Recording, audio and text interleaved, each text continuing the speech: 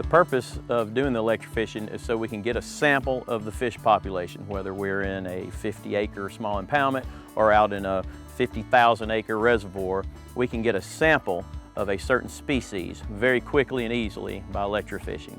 Current goes through a pulsator, and that pulsator is sitting up above the steering wheel, and that's a way that we can kind of manage that current a little bit. We can raise the voltage up or down, we can raise the amps up or down, and that's kind of based on the conductivity of the water. Sometimes we have to manipulate that. And that current then goes off those anodes that are hanging off the front of the boat. And those anodes are the positive, and the bottom of the boat is actually the negative, which creates your electrical field in between the positive and the negative. This electrofishing sampling we only do this on public water. We do it every year on our state lakes in the spring to see how our fish are doing.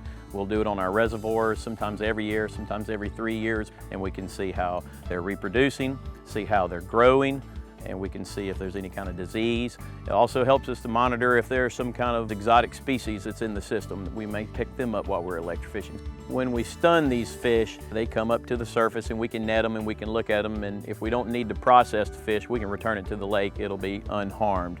All species of fish are stunned by electrofishing. Some you have to do different things to capture them better. As I was saying before, you can manipulate that current a little bit to bring up the species that you want to capture. Species that may be very deep down in the water, well, we can't send the current down further, but we can sit there longer and allow them to come up. And sometimes we can manipulate the pulses per second. This electrofishing is not direct current, it's pulsed current.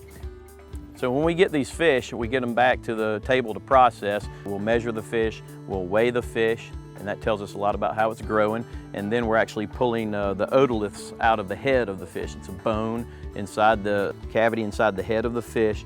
They actually lay a ring down every year on that otolith, kind of like a tree lays rings down every year. And that'll tell us how old the fish is. So we know how old the fish is, we know how big it is and how long it is. That tells us a lot about how it's growing. And it also tells us a lot about how they spawned that year.